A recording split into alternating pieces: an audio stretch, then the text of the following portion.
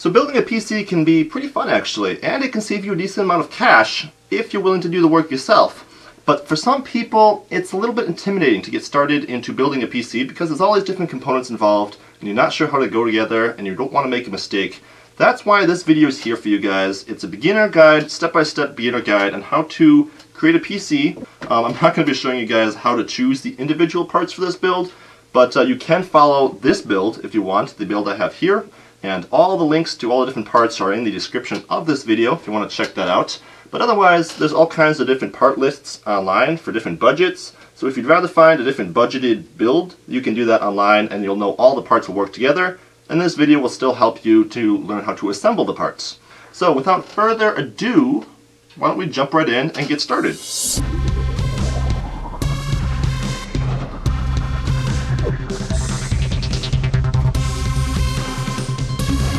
Okay, so I have all my parts assembled here now. As long as you have your CPU, your motherboard, your graphics card and RAM, a power supply, a case, a hard drive, and a CPU cooler, you have all your parts together and you're ready to go. Also, some thermal paste is necessary if your CPU cooler does not come with some pre-applied thermal paste already.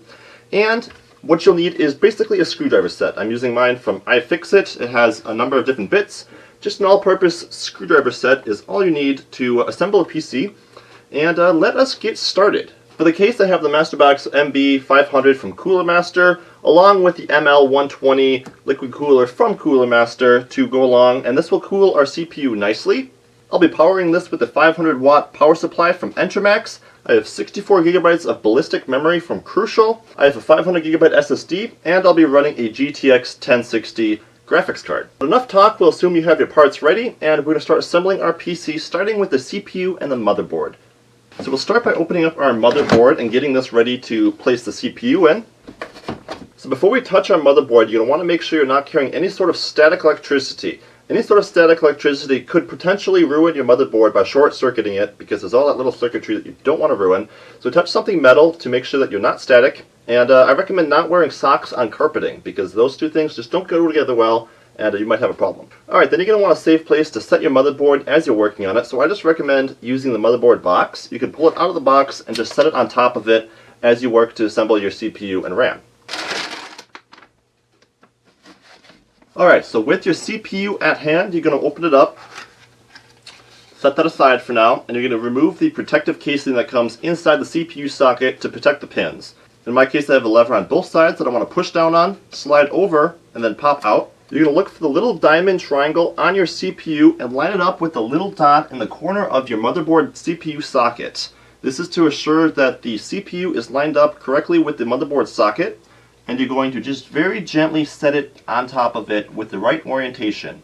Once it's placed, you might want to just give it a very light wiggle to make sure that it's touching all the pins, and then you can go ahead and put the socket back on by moving the protective bracket down, locking the right one first, and then locking the left one.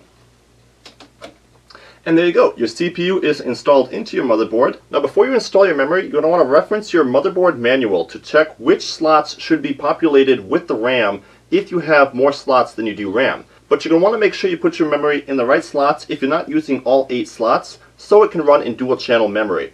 For example, on this motherboard, I want to put the RAM in slot 1, 3, 5, and 7 to enable quad channel memory when I'm only using 4 DIMMs instead of the 8 DIMMs that this motherboard is capable of using.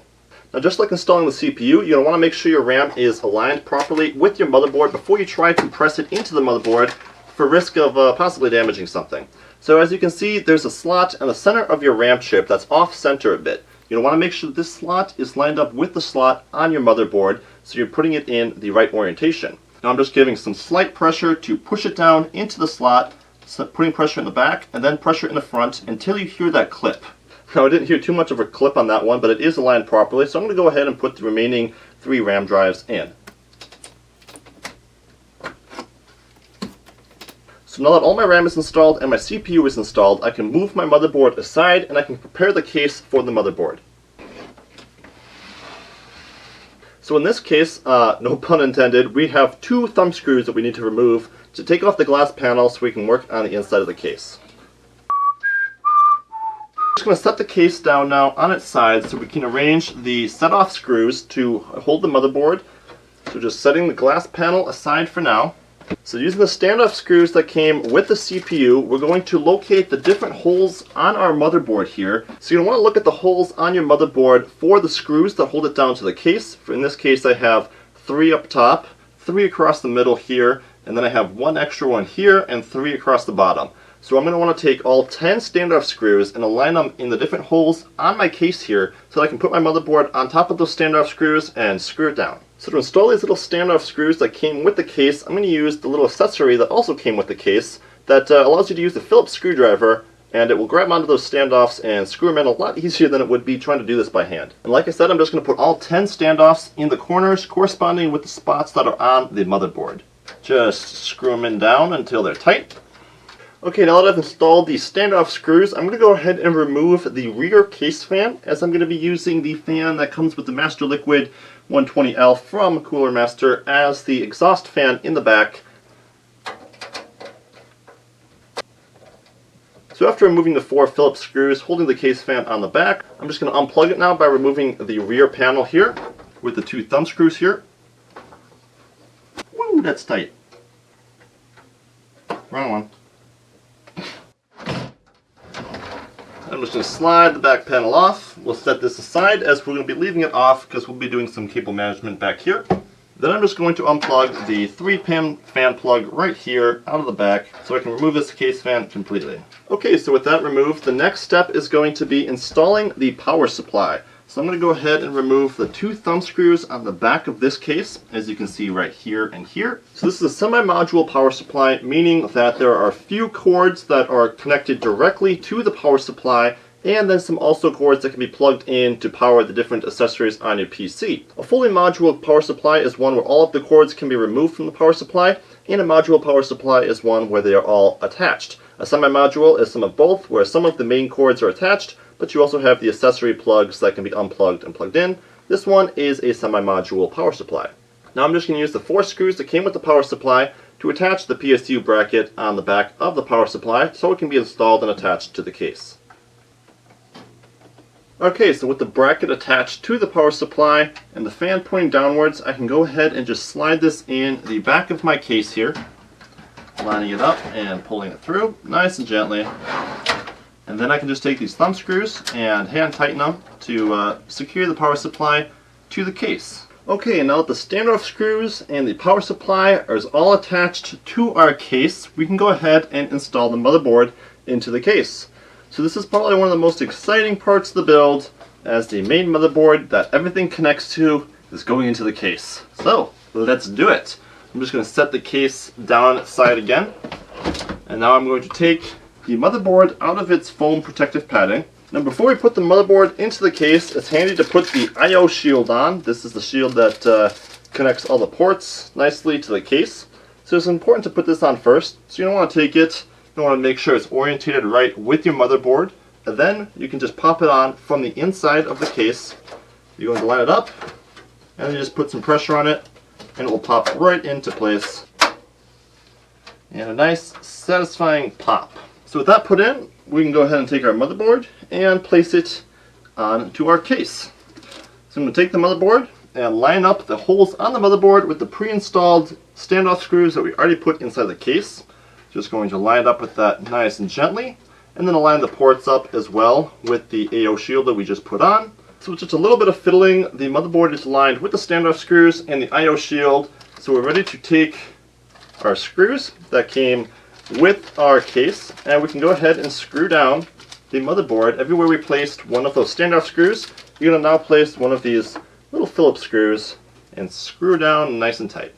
Not too tight, you don't want to crack the motherboard, but just firm enough that it won't be moving.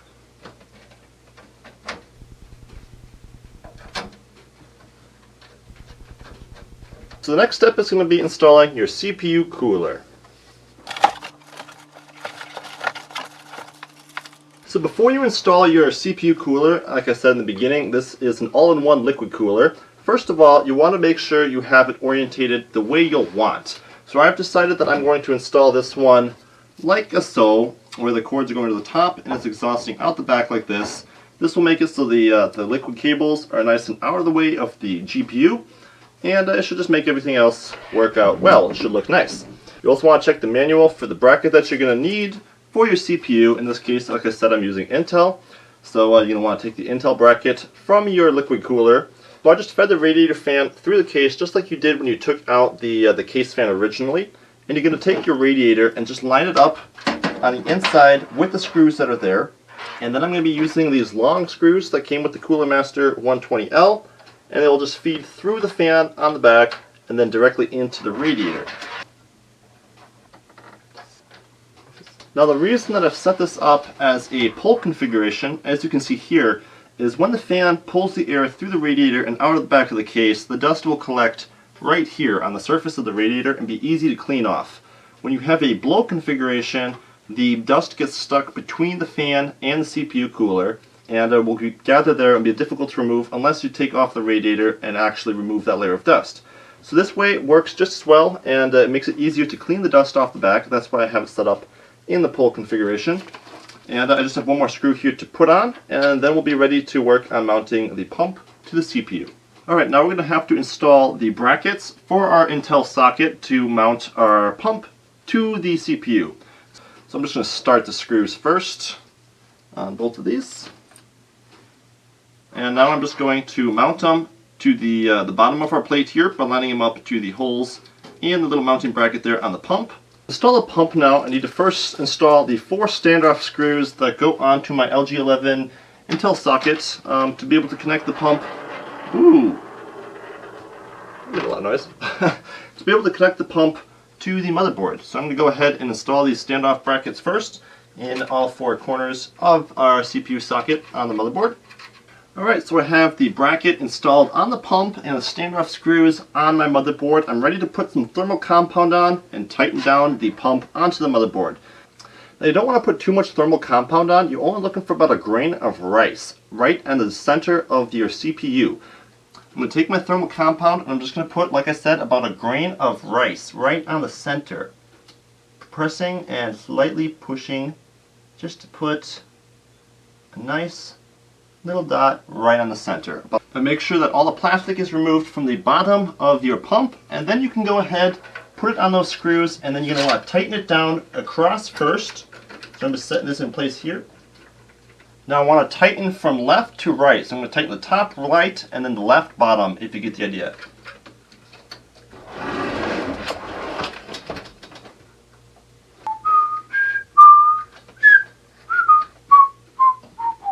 And with these 4 screws tightened, like I said, top left, bottom right, so it's kind of putting pressure across it, so you're going to spread that thermal paste nice and evenly. You just tighten them all down as much as you can by hand. You don't really need to use a screwdriver. As long as your thumb tightened as much as you can, it's going to be about the right amount of pressure on the CPU. And now you've installed your pump. Now that the all-in-one liquid cooler is installed, the next step is to install a hard drive. Before we can connect all the cables, we need to put the hard drive in, and you'll want to check your manual, but every modern case nowadays comes with 2 slots where you can mount an SSD on the case. And in this one, we have 2 plates right here. I just popped this one off, as you can see, and I'm just going to now screw the bracket to my SSD, and then I can just thumb screw it right on here. Again, you're going to want to check your manual on where the different locations your case allows SSDs to be mounted. It's usually different depending on the case. But if you're using this case, it's going to be right up here, and you can even mount them above the PSU right here. I think over here looks cool, so I'm just going to screw down the bracket onto the SSD, and then we'll use the thumb screw to attach it right back onto the case. Alright, and with our bracket mounted to our SSD, all I need to do now is stick it back over where it came from right here, and tighten the thumb screw, and you can see what will look pretty cool right there. So just line it up where it was.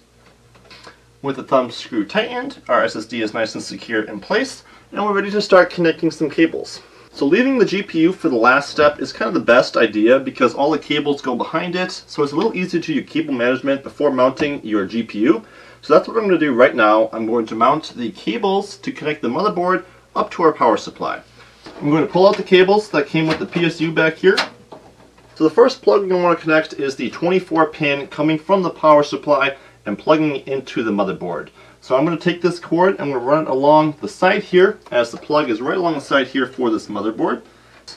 Turn it around like so, line it up, and just put some firm pressure on it until you hear it click. So put a little pressure, and then there it goes. And we'll tie these cables down later, but for now I'm just going to leave those right there, and we'll move on to the next plug. So next you want to take the 8-pin that goes to the CPU on the motherboard. I'm just feeding it through the back here and looping it around, as the plug on this motherboard for the CPU is in the top left corner. I can just pull this around over there, look for where the latch is so I know which way to orientate the CPU plug, and then just go ahead and plug it in just like the other one. And it's actually 2 8-pin plugs, but you can split the CPU cable into 2 4 plugs and plug it into the left side of both of them. If you're confused by that, just reference the manual, but that's how you use a 4-pin in an 8-pin scenario like this. So at this point you can take the rest of the cords now out of your power supply box, because we're going to be needing them. So to connect the SSD up, you're going to look through your power supply cables, and you're going to grab one that allows you to have the 12 volt plug on it to power the SSD. And then you're going to also need the little SATA cable to connect it, but we're going to start by doing this. You're just going to plug the one end into the power supply, run it around, and then plug the 12 volt end power into your SSD.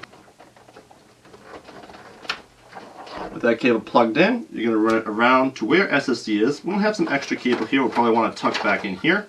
And you're going to pull it around to where your SSD is. Mine is mounted right up here. Plug it right in the bottom. You get a few SATA cables included with your motherboard, so just grab one of those. We're just going to connect it into one of our SATA ports. We'll plug it into the SATA 1 port over here, because that's most likely to be 6 GB. And then plug it right in the bottom of your SSD next to your 12 volt power cable. There we go, nice satisfying click. We can tuck the excess cable behind our motherboard there, and we're ready to move on. Next, you're going to want to connect the different cables that come on the case to connect the onboard power switch, USB, etc. So to do this, we're going to first tip our case over, and we're going to take a look at the different cables we have here that need to be connected. So let me just quickly ziplock these off. So these are the plugs that are most important right here. It's a little hard to see maybe. The power switch, the hard drive LED, and the power lights for the case. So these are going to be plugged in to the motherboard. So you're going to want to take them through one of the spots here, feed them into the front. Then you're going to want to flip the case over. And then on your motherboard, usually at the bottom, you have the different pins that go to the power, the HD lights, the hard drive lights, the LED lights on it. And you're going to want to take a look at your motherboard manual. And you want to find out which pins go to the power switch, which pins go to the hard drive lights.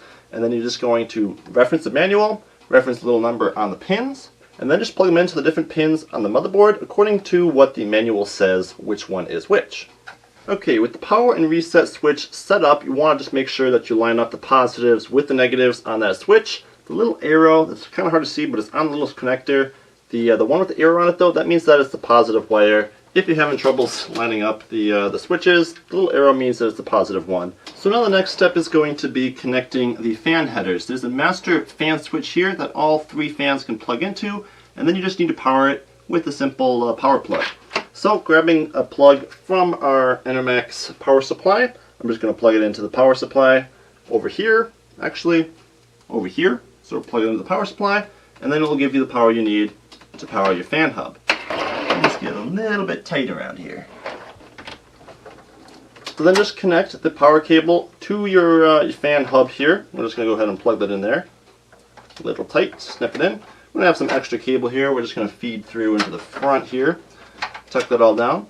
If you're wondering what this cable for, this is for the RGB. This case and CPU cooler actually have some amazing RGB effects that can all be connected up using the RGB lighting here and plugging it into the RGB ports on your motherboard. Right now I'm not going to be worrying about this because I'm just plugging in the essentials, but that is what you do for the RGB to get some of those cool flashing RGB effects, and Cool Master does a really great job of integrating the RGB with the case, but that will be for another day because I'm not going to touch that right now. I'm going to take the fan header that we connected with our radiator on the back end here, and we're going to plug this in to a fan header that's on the motherboard. Usually there's one in the top left corner, and I'm just going to plug it into that. So just take the 4-pin fan header and plug it in to the 4-pin fan header on the top left corner of your motherboard. Now you'll also want to plug in the plug coming from the pump, obviously, on your water cooler. And that's just going to go up on the top here. There is a plug for the pump on your motherboard. If you're not sure where it is, reference the manual. But it's just a 3-pin plug that you can go ahead and plug-a-roo right in, and you'll be good to go with your water cooler. Next up, you're going to want to plug in the USB 3 and the front audio port to your motherboard so you can have audio and USB 3 on the top of your motherboard case.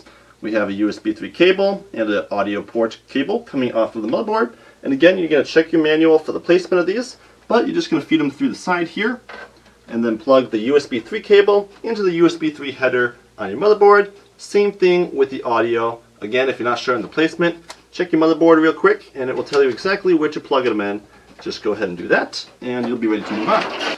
Okay, and with the audio and USB 3 plugged in, we have all the motherboard connections done on the motherboard, and now all that's left is to install our GPU. So to install your GPU, you're going to first have to remove 2 of the bracket cages. This is done with the Phillips screwdriver. And you want to pick out the 2 that are lined up to the top PCIe port there. So these 2 pretty much in the middle for me. I'm just going to take those right out. Alright, and I just removed the 2 PCIe covers here. And then I'm going to take my GPU, and I can take the covering off of the PCIe slot here. Just going to install it right in to the slot that we opened up there. So making sure to line it up with the PCIe slot, pushing semi-firmly, but not pushing if it's not going in the right direction, of course. And you'll hear a satisfying click, and you'll know it's in. So once you do that, you're going to want to take the 2 screws that you used to pull out the PCIe brackets. I can't talk right now. And you're going to want to just screw right back in those screws up a little bit because the GPU tends to sag a little bit otherwise. So lift it up a little bit, tighten those screws down, and your GPU is in place. The important thing to know when you're building a PC is to never get frustrated. There's always going to be time to come back, make fixes, make changes. Getting frustrated or doing something irrational because you're freaked out or something, never the best option. Always better to just take your time, work it out, maybe come back the next day even if you didn't get it done the first day. But yeah, so let's go ahead and plug this into our power supply, plug this into our GPU, and be ready to roll. So I just plugged the one end of our GPU cable into the power supply. Now I'm going to flip it over. Feed it through the left side right here, and you can see we have the 1/6 pin on our GTX 1060. I'm just going to take our power cable here, line it up, just going to go in, and then plug her in. There's the power. We should be ready to roll. And now that that's plugged in, we should have power running to everything on our PC. So with that said, we could do a test boot right now. It would be smart to do a little bit of cable management just to make sure things are out of the way. Make sure all your fans are plugged. Double check everything. It's always smart to double check everything. But make sure you got everything plugged in the way it was. And if you follow this video to a T, you should be ready to fire up your PC. Obviously we're not going to boot because we don't have our system installed yet. But I'm going to see if the power comes on, fans come on, and we can check that everything is working properly. Putting the front glass back on, and we'll do a test power to make sure everything's powered. And we'll call it a video. And with the power supply plugged in, we flip the switch on the back. And fingers crossed, we hit the power button on the front, and we have power. You can see the cool LED effects going. You can hear the water pump running. Everything is working the way it's supposed to be. If you want to be extra careful, you want to monitor your all-in-one cooler. 99.9% of the time, it's going to be perfectly fine. Just make sure that it's not leaking anything anywhere, as that would be obviously bad. But chances are you're going to be fine, and you're ready to go. So install an OS, and start gaming or working or whatever you're going to do with your PC. So as you guys can tell, like I said earlier, it's already like nighttime out here because this video has ran a while. So if this video helped you out at all, or if you enjoyed it, please leave a like. I'd also like to thank the different manufacturers that supplied hardware for making this video possible. Links to all the hardware used in this video is in the description, and I'd like to thank Intel for sending me the i7 1720X for this build. I'd like to thank ASRock for sending the X299 Extreme 4 motherboard, which is the heart of this machine, makes everything run. I'd like to thank Cooler Master for sending me the MB500 case along with a 120mm liquid cooler, which both were very easy to work with and seem to be working very well. And I'd like to thank Entermax for sending me the 500-watt power supply to power this whole machine to make it all possible. I'd also like to thank Ballistic for sending the 64GB of RAM for this video. It wouldn't be possible without these different manufacturers supplying the hardware for this video, but that's going to do it, guys. Leave a like if you enjoyed this video, leave a comment if you want to say hi or have a question, and I'll see you guys all in another future video. So, bye! Gosh. Oh my gosh. Everything's just falling apart.